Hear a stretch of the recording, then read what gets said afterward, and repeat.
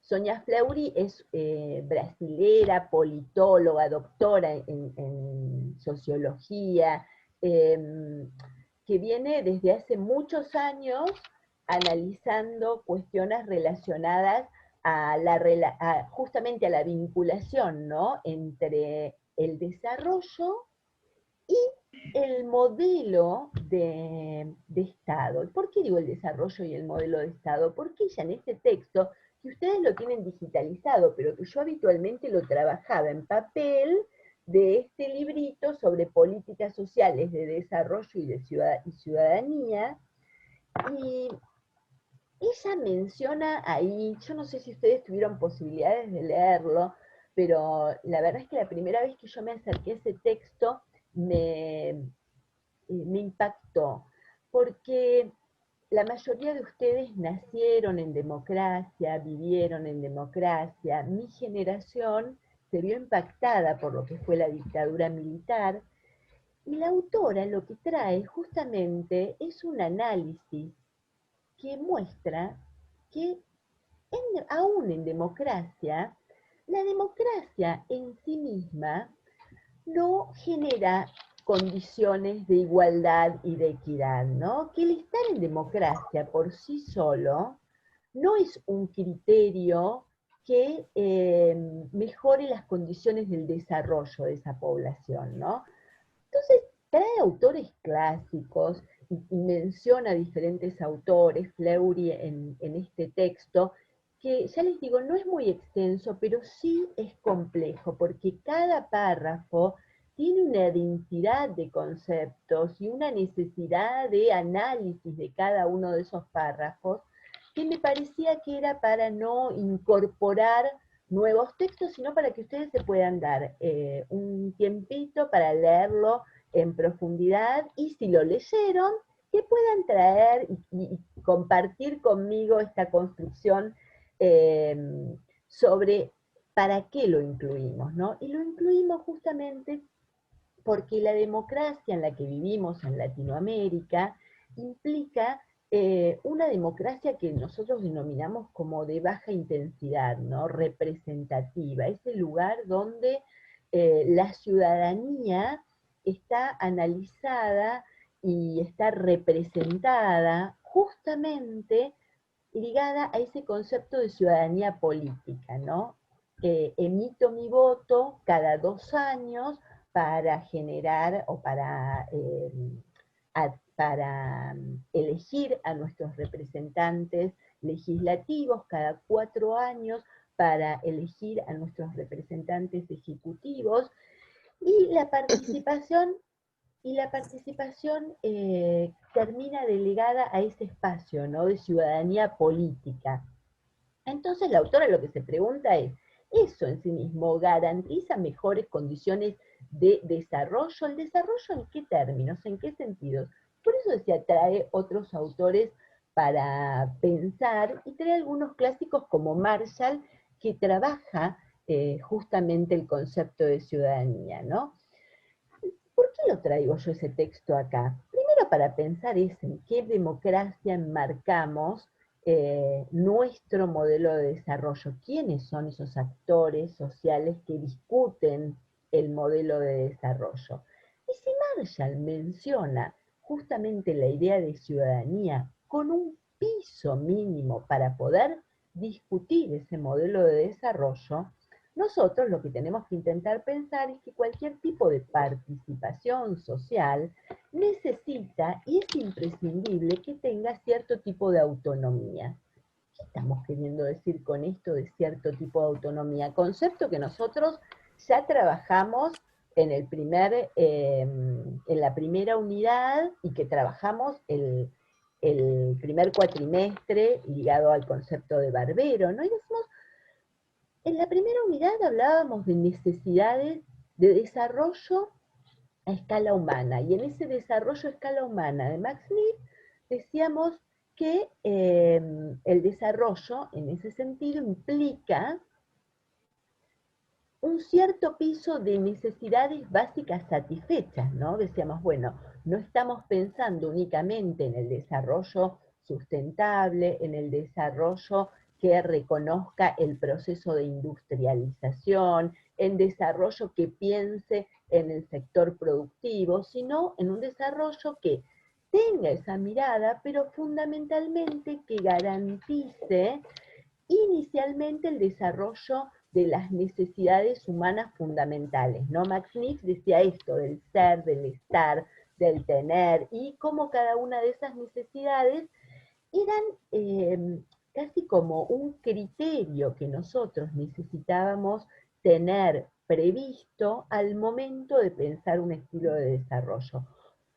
Digo, un estilo de desarrollo que viene a cuento de también pensar esos estilos de vida de Menéndez, ¿no?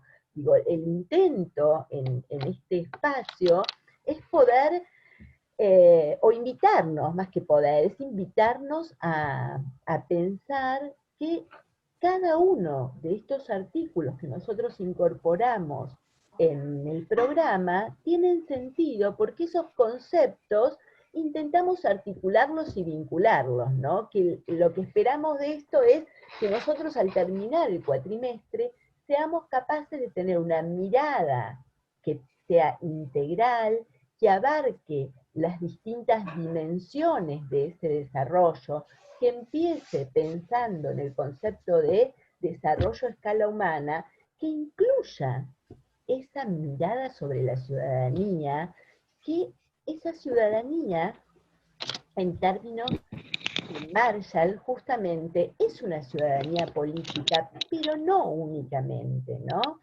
Que se va cortando porque a mí me parece un cartelito de conexión inestable. Y vos, profe, vas cortándote. Sí, pero estoy pegadita al router. Hay unos horarios en los que se complica un poco. Bueno, Igual se llegó a escuchar bien la parte de que veamos el desarrollo como una mirada integral y ver todas las dimensiones, y hasta ahí se entendía bastante bien. bueno, eso Y de después ver no todas sé. las dimensiones quiere decir, nosotros pensamos el desarrollo no únicamente nosotros profesionales, sino con otros actores sociales, y esperamos que esos actores sociales estén representando a distintos colectivos, ¿no? Esos colectivos, esos grupos sociales, esos grupos enmarcados en lo que uno podría decir parte de la estructura social, implican un piso básico, o necesitamos que tengan un piso básico para poder pensar una idea de desarrollo. O sea, si yo tengo la panza vacía, si no sé cómo voy a sostener mis necesidades básicas, es muy difícil que me pueda sentar a discutir hacia qué lugar quiero que el Estado que nos está representando, el municipal o el provincial, genere políticas públicas inclusivas en ese desarrollo, ¿no? A mí me parece, me parecía que era muy importante incluir este texto, que algunos podrían decir está más ligado a la filosofía política, pero lo que me interesa que ustedes puedan avanzar, leer y profundizar en el análisis es porque justamente Fleury lo que hace es explicar, desmenuzar esa idea de cómo en la etapa desarrollista se generó, ¿de qué hablamos cuando hablamos la etapa desarrollista, no? En nuestro país, fundamentalmente, la década del 60, ¿no? Hay por ahí un micrófono activado, que no está mal que esté el micrófono activado, lo que complejiza un poco es que se pueda escuchar, porque se escuchan de ruido, de fondo esos ruidos. Entonces lo que les decía es que ella lo que menciona es justamente que esa etapa del desarrollismo lo que permitió fue pensar un modelo de industrialización, ¿no? Y que ese modelo de industrialización era un pacto, ¿no?, entre diferentes actores en los cuales el Estado nacional era como el mediador o el articulador. ¿Qué quiere decir esto? Ella habla con conceptos como el de burguesía nacional, habla de cooptación, habla de conceptos que están por ahí más ligados a las ciencias políticas, ¿no? Y cuando lo que nosotros intentamos en esta materia es pensar que cada uno de esos actores sociales son necesarios para sentarnos a trabajar y pensar ese modelo de desarrollo, ¿no? Nosotros veníamos de una etapa en el siglo pasado que se iniciaba como un modelo agroexportador al que se fue sumando paulatinamente del 30 en adelante esa idea de industrialización, ¿no? Primero una industrialización incipiente por sustitución de importaciones, luego una industrialización que fue enmarcada en un proceso en el que las ganancias, ¿no?, de ese sector que invertía su capital estaban en disputas con un actor social relevante que iba creciendo en organización. ¿Quién creen que era ese, o quiénes eran esos sujetos que formaban parte de eh, de una organización social para ser considerados actores relevantes en un debate o en una discusión, en una mesa en la que la atención estaba dada entre qué? Entre capital y trabajo, ¿no? Y el autor ahí dice, con un Estado que mediaba porque nunca tuvo Latinoamérica una burguesía capaz de llevar adelante un proyecto hegemónico, dice ella. Pero sin embargo hay diferencias, ¿no? Porque la dictadura militar en Brasil tuvo un proceso de industrialización donde todo ese ingreso de capitales, del incremento de deuda, ¿no?, brasilero, fue a capitalizar el proceso de industrialización. Digo, el Brasil paulista de San Pablo, ¿no?, industrializado, tuvo mucho de ese proceso y modelo de desarrollo con capitales tomados de organismos internacionales y que de alguna manera consolidaron, fortalecieron ese proceso de industrialización.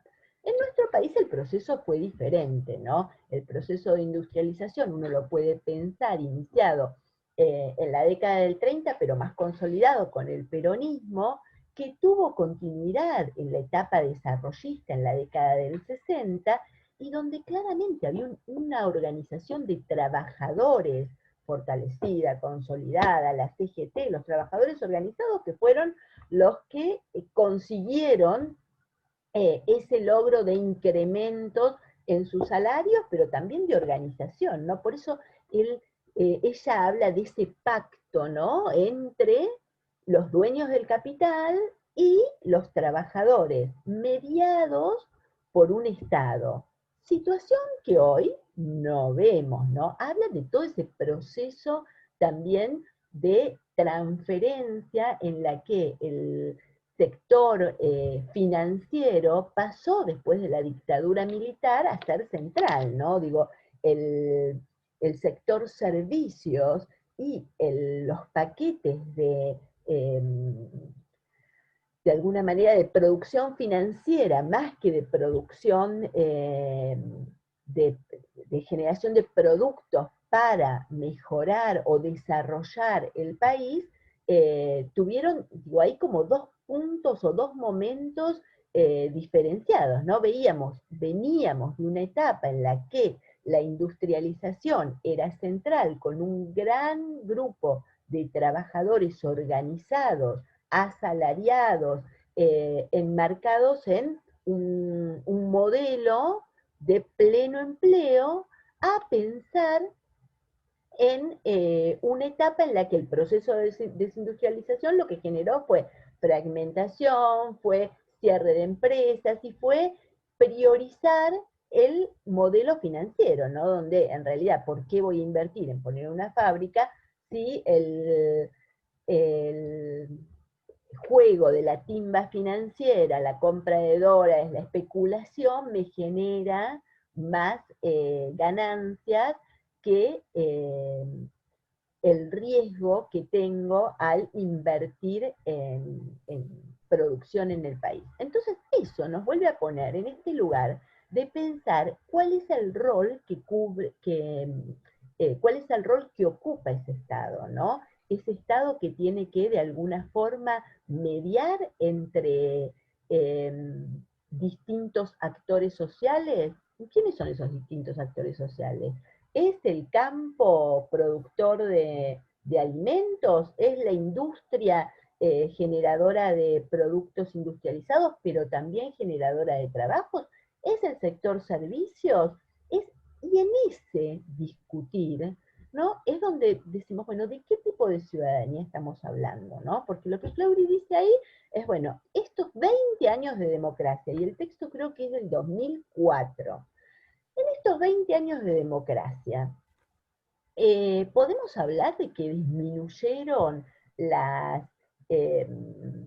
las pobrezas, y sí, disminuyó, y ella habla ahí de cómo ha cambiado a partir del 2001, y nosotros eso lo vamos a, a profundizar con el texto de García Delgado y también con algo del texto de Vilas un poquito más adelante.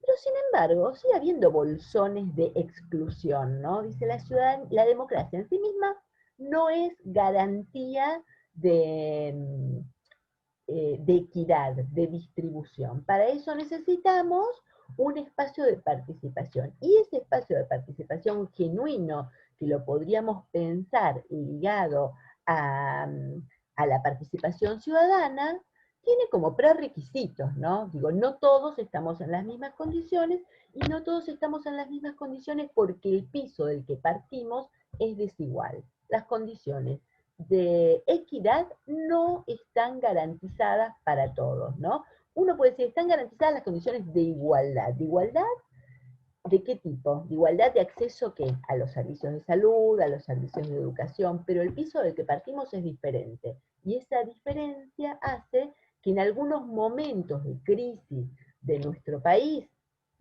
digo, y no solamente en momentos de crisis, las posibilidades de discutir y debatir ese modelo no sean iguales para todos, ¿no? Entonces, de alguna manera, lo que necesitamos es pensar cuáles son esos criterios, cuál es el modelo de ciudadanía para instalar esa idea de democracia sin exclusión, ¿no?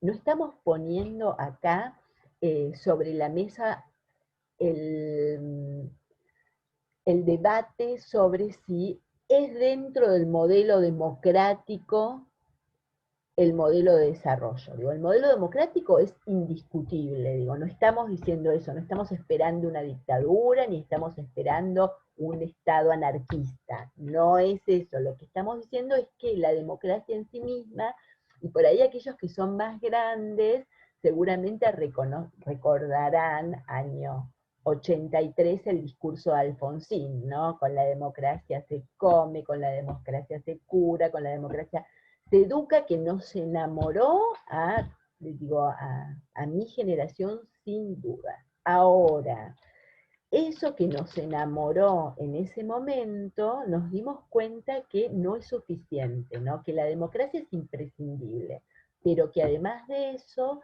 lo que necesitamos es una participación activa. La autora nombra a O'Donnell también, y O'Donnell es Guillermo O'Donnell, que a lo mejor les suena el apellido por María O'Donnell. Guillermo O'Donnell fue el padre de María O'Donnell. Sí, Norma, ¿te puedo hacer una pregunta? Las que quieras. Como estamos hablando de democracia, tal vez sí. Pensando un poquito más allá, ¿no? del modelo de la democracia, que tal vez lo que genera la mayor desigualdad en sí es el sistema capitalista, este sistema que está a nivel global y que genera tanta marginación, tanta exclusión, tanta desigualdad, más allá de la democracia en sí, por encima de la democracia, a eso me refiero. Sí, lo que pasa es que es difícil pensar un modelo fuera del sistema capitalista, ¿no? En estos momentos, digo, donde... ¿Y por qué digo en estos momentos? Digo, hasta el año 89, o los diferentes autores daban cuenta de una posibilidad en, digo, el mundo socialista, ¿no? Y por eso digo hasta el año 89, que fue la caída del muro de Berlín, ¿no? Año 89. Digo, había una disputa, ¿no? Digo, todo lo que fue la Guerra Fría, de alguna manera enmarcaba esto de la posibilidad o la alternativa de un desarrollo socialista, ¿no? El gobierno de Salvador Allende en Chile, justamente, fue el primer gobierno socialista de Latinoamérica, con una dictadura militar en mano de Pinochet, y eh, digo, me parece que pensar en estos momentos, ¿no? En este proceso de globalización, una alternativa al capitalismo, es complejo, ¿no? Incluso aquellos autores que hablan del buen vivir, de conceptos ligados a, de conceptos ligados a, eh, perdón, pero voy admitiendo, compañeros, de conceptos ligados al desarrollo a escala humana, ¿no? Y de relaciones, digo, no pueden dejar de pensar en la relación y la vinculación entre un país y el contexto, ¿no? En este caso, el contexto latinoamericano, el contexto de la globalización. Y fíjense que incluso aquellos que parecen como de avanzada, no se animan a hablar de un cambio de modelo en el sentido de salir de, de la, eh, de la idea capitalista, ¿no? De la postura capitalista, del modelo capitalista. Hablan incluso de un capitalismo humanizado, ¿no? Eh, ese capitalismo humanizado que implicaría que eh, condiciones de equidad, sin duda. Otra distribución de los ingresos, sin duda. Digo, ¿alguno de ustedes estuvo en Cuba alguna vez? Digo, si No, profe, pensamos, pero bueno, dicen que es como que se quedó en el no, tiempo porque le hicieron un jaque mate las empresas de no mandarle, aportarle nada, porque sin duda el mundo se mueve en este sistema capitalista. Ahora, yo lo que veo es que, tal vez sin ir más lejos, no querer cambiar el sistema capitalista, ¿no? Ojalá el día de mañana uno a veces piensa, bueno, cambiar este modelo y pensamos en el comunismo, pero tal vez sea uno que todavía no existe y haya que formarlo, ¿no? Pero pensando más en micro, no tan a lo macro, el sistema de democracia también tiene su falencia. Entonces, ¿qué hacemos? ¿Seguimos apoyando a este o nadie dice una dictadura? Creamos uno nuevo, pensamos nuevas formas, también pensar en algo nuevo tal vez. Cande, me encanta tu participación, porque digo, justamente lo que nosotros necesitamos, o lo que nosotros tenemos que poder entender, es que estamos analizando, evaluando este momento, nuestra coyuntura, con viejos criterios, ¿no? Con criterios que a lo mejor deberíamos renovar, darnos cuenta que hay cosas que hasta ahora no funcionaron y que esa evaluación nos permita pensar nuevos modelos. Y eso hay que poder instalarlo, ¿no? Digo, sin dudas, hablar del capitalismo a cada uno de nosotros nos trae a la cabeza la idea de que esa idea de progreso infinito del hombre, ¿no? O de los hombres, no se ha dado en sí misma, ¿no? Y que esa idea que en algún momento se trató de instalar de progreso ligado a los derechos sociales, políticos y culturales, no quedó enmarcado en esa forma, que hay un pequeño sector que ha crecido económicamente justamente sosteniendo esas riquezas en función de las pobrezas, ¿no? Digo, ahora estamos en un momento en el que la discusión y el debate está dado en cómo, de alguna manera, la pobreza y la riqueza están directamente relacionadas, no son independientes. Digo, durante mucho tiempo nos han intentado mostrar que la riqueza estaba asociada al esfuerzo casi individual, meritocrático, ¿no? El que es rico porque se lo merece, y en realidad nosotros tenemos que tener la posibilidad de pensar cómo se generan esos recursos económicos que son incontables de alguna manera, y cuáles son esos, digo, ya hoy no hablamos de nombres únicamente, hablamos de grandes corporaciones de negocios, ¿no? Y cómo esas grandes corporaciones de negocios generan ese excedente del capital, ¿no? Propio del capitalismo, en base a qué? A la explotación de ciertos sectores, ¿no? Digo, si uno piensa en grandes marcas de productos deportivos, digo, no tenemos el nombre de el dueño, es una gran corporación que ha ido mudando sus fábricas en función de dónde conseguir el menor costo de producción. El menor costo de producción en muchos casos tiene que ver con la explotación directa e inmediata de la mano de obra, ¿no? Cuando vemos zapatillas producidas en determinados lugares, digo, esa empresa no es que se está instalando ahí porque quiere dar trabajo y mejorar la calidad de vida de esa población, ¿no? Entonces, los capitales fluyen, migran de un país o de un continente al otro sin ningún tipo de problema, mientras que las personas mueren en las balsas que intentan cruzar el Mediterráneo o llegar a Miami en la época de los balseros, ¿no? Porque no tienen posibilidades de migrar, ¿no? Digo, lo que nosotros, yo no tengo recetas para darles, lo que yo tengo es la invitación a pensar las inequidades y a entender que justamente lo que necesitamos son crear nuevos modelos de discusión sobre el mundo al que aspiramos en el que aspiramos vivir, y por sobre todas las cosas, esa idea de mundo que pueda continuar su desarrollo, y ahí la invitación a pensar el desarrollo. Se nos va a cortar en unos minutitos. Nos vamos a volver a conectar al mismo link, sobre todo porque yo quiero que si hay algún tipo de consultas o dudas sobre el trabajo que tienen que entregar la semana que viene, lo podamos hacer ahí en ese espacio. Es complejo el texto de Fleury, pero no quiero que dejen de leerlo, porque realmente ella escribe difícil por ahí para quien no está acostumbrado a las ciencias políticas, pero nos invita a pensar eso, cuáles son esas cuestiones que nosotros necesitamos repensar para poder pensar el desarrollo, ¿no? Que cuando hablamos de ciudadanía, no todos estamos enmarcados en un mismo, en